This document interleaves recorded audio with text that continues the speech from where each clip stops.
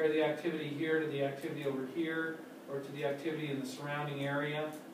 And basically, if it's 3 times or more, we normally consider that highly suggestive of cancer or neoplasm. Okay. So metabolism, and we do metabolic studies of the heart. Okay, I don't know if you're aware of that. Besides the FDG thing here for heart metabolism, we also have carbon-labeled, 11 carbon-labeled fatty acids that we use, palmitic acid. The problem is you probably won't work or use that at your facility because it only has a very short half-life. Okay, so we don't use carbon-11 routinely unless you have a cyclotron on site. Okay, so let's take a look at active transport now.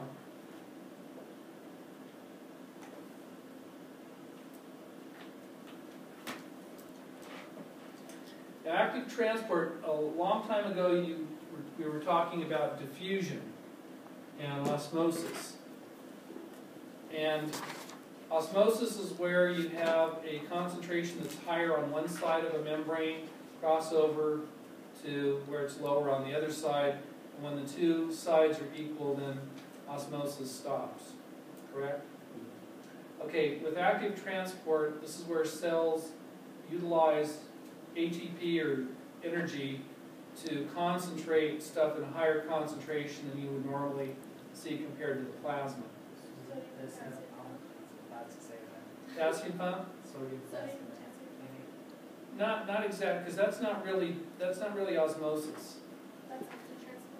Well, what happens? Yeah, to kick it out, it's active transport. But normally you have an electrical stimulation that causes the membrane to open, and then you have an influx of.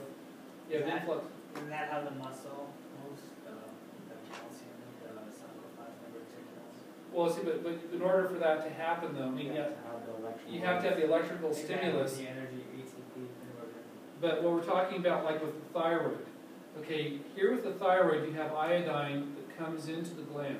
Actually, any negative ion, pertechnetate, if you inject pertechnetate or iodine or anything like that with a negative ion, it comes into the thyroid gland and it concentrates in the thyroid gland. But eventually it goes out. So it comes in and goes out. And if you have higher concentrations of it in the blood than you have in the thyroid, then it's going to move in the opposite direction. So it's osmosis? Yeah, it's a diffusion gradient. It's not, there's no electrical. So it's not active transport. Well, what happens though with iodine, okay, once the thyroid gland starts concentrating iodine, it's not allowed to return back through the membranes into the circulation. When you're talking about the exchange of sodium and potassium for a muscle to contract, there's a brief electrical impulse that opens up the membrane. It allows the sodium to go into the cell and the potassium to escape. Right. Okay, it's not the same thing as active transport. Active transport is where the cell tries to concentrate. Like, let's say the cell wanted to concentrate. That's how it well, returns. when it returns potassium back in, it uses active transport to get the potassium back in and pump the sodium out. With the thyroid, what happens is that it concentrates an equal amount of iodine that's in the plasma, but then it starts utilizing ATP to concentrate more iodine. Okay, so it's not like pumping one thing out, and it's not pumping iodine out and something else in. So when you say it can get in, is that when it uses active transport to get back in the thyroid, or once it's out, it's out? Oh no. What happens is, in order, okay, when we start talking about the thyroid, you're going to see that the thyroid gland traps negative ions. So anything negative that comes in is going to be trapped. But then, in order to keep it there, it uses active transport to concentrate it in higher concentrations than in the plasma. Okay? Okay, with the sodium pump, okay, you have that, like I said, that the sodium rushes in, potassium rushes out. The movement of charged particles creates the electrical impulse. Okay? But once the cell is full of sodium, then it has to be pumped out, and the cell uses a sodium pump to get it out. but it doesn't pump in anything to, I mean, it's not like trying to concentrate sodium in there and potassium. Basically, there's like an equal exchange. With the thyroid gland, what happens is that the iodine comes in and it keeps on concentrating it more and more and more. So even though it's like 25 times higher than the plasma, the iodine will not go back out. The cell will expend energy to keep the iodine in there so that it can be made into hormone. So with active transport, you also see it in the kidneys. In the distal tubules of the kidneys, if you remember, we have diffusion at the beginning of the filtration process. Okay? And so as the filtrate is moving through the proximal tubules, basically because the stuff is in a higher concentration than the blood vessels next to it, the stuff diffuses back into the blood. But then when it starts getting equal to the blood or less, now the distal tubules have to use energy to get out the remaining glucose and other materials that the body wants to keep. So once you've gone to that, equality on both sides of the membrane, then in order to get more stuff out, you have to use energy to get it. So the distal tubules of the kidneys are where that would happen. Kidneys Oh man. are most impressive. Wait till we get there and start talking about them, and when you guys are doing ACE inhibitors and captopril and all that kind of stuff. Yeah, it's on the heart. Yeah, but that's going to be this semester. Well, see, last semester I tried to save the more complicated stuff till the end. Kidneys I like. Well, but Physio plus I like, probably not this one. no, you probably won't like it in this one. What we're going to try to do, though, is we're going to try to hit the major studies that you guys are doing. So, like I said, I'm starting out with the endocrine system, then we're going to do the skeletal, then the lung, the respiratory, and then we're going to do cardiovascular. And cardiovascular is going to take a lot. So this is going to be a rough semester for you guys. This is all that we covered this semester? Yeah. It's colder. This quarter, This quarter. Oh, yeah, this quarter. hopefully it goes downhill. Well, that literally or figuratively could happen. Okay. Okay, so moving on down our list of things here.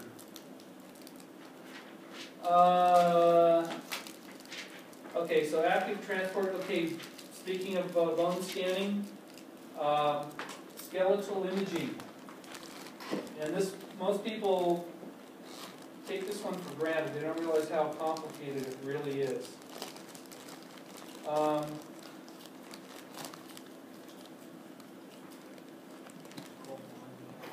Okay, so you guys have all done a bone scan, right?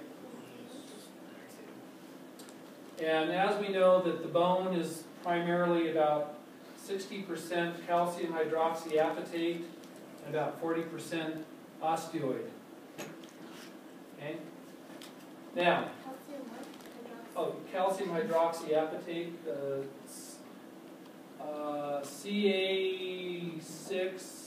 Ca6PO4, I think it's 8, and then OH12 or something like that. I think it's actually, we actually have it listed over here. So 60% that and then 40% Constitute. oxygen. Yeah, it's, let me, I'll put it for you here in just a second. 60%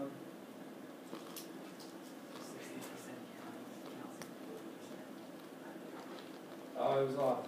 Okay, it's Ca10, PO46, OH2.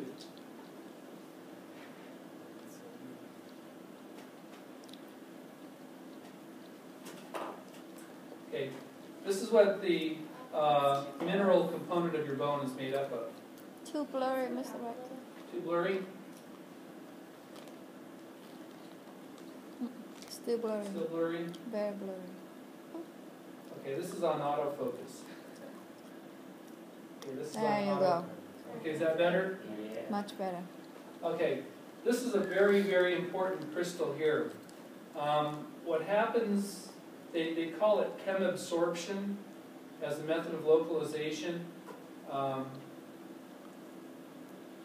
That basically calcium crosses through this OH2. This is actually a water membrane that surrounds the crystal. And so there's kind of an exchange that goes on in there. And that's why they call it Kim absorption. Now, we use 3 different radiopharmaceuticals, for the bones, right? We have what they call bone palliation radiopharmaceuticals like strontium or samarium. We have MDP, and we also are now using sodium fluoride, and that's really producing some nice images. I'll show you some pictures of it a little bit later on. But the strontium, the bone palliation stuff, replaces calcium on this hydroxyapatite crystal. Your MDP replaces the PO4, so methylene diphosphonate. And then if we're using fluorine 18, the fluorine replaces the OH group, the hydroxyl group. Okay? Sodium chloride replaces OH. Yeah. So if we were using, you're going to be seeing more and more bone scanning done with fluorine 18 because it produces a beautiful scan. Wow. I don't remember if I have a picture of it with me here, but it's a great, great study. It's a lot clearer. Yeah, there's not a lot of background. So the bones, the lesions stick out. Let me see if I have it here on the thing.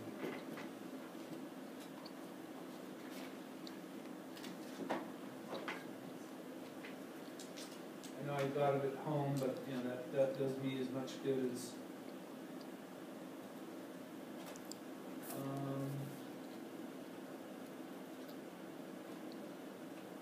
I think you're going to be seeing more and more PET.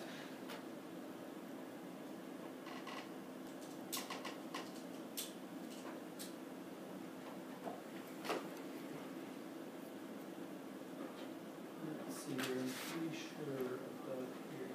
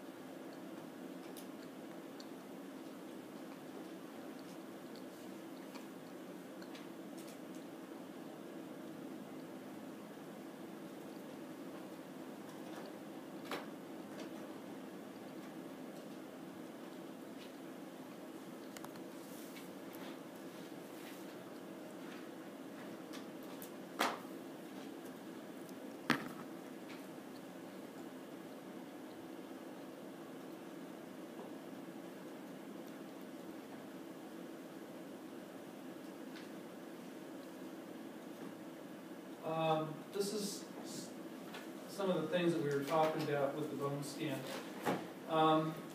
One of the things that, when you guys are doing a bone scan, always make sure you turn the patient's feet in. Why is that? Is that to see the greater trochanter? Well, what it does is it puts the femoral neck in a true AP. Okay. The other thing it does is it separates the tibia and the fibula. Okay, this guy didn't do it. He has the feet kind of turned like that. If you actually turn the feet in about 20 degrees and tape them. And then the other thing is making sure that the ASIS is the same distance from the tabletop. And I also would suggest putting the hands in a true AP or